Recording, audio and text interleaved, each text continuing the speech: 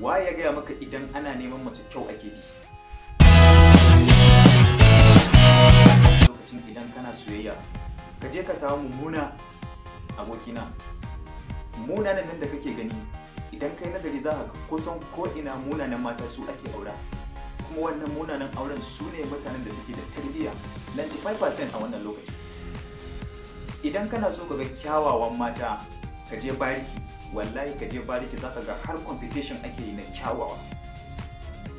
Karka ba kanka wahala ka ce dole sai mai kyau kake so.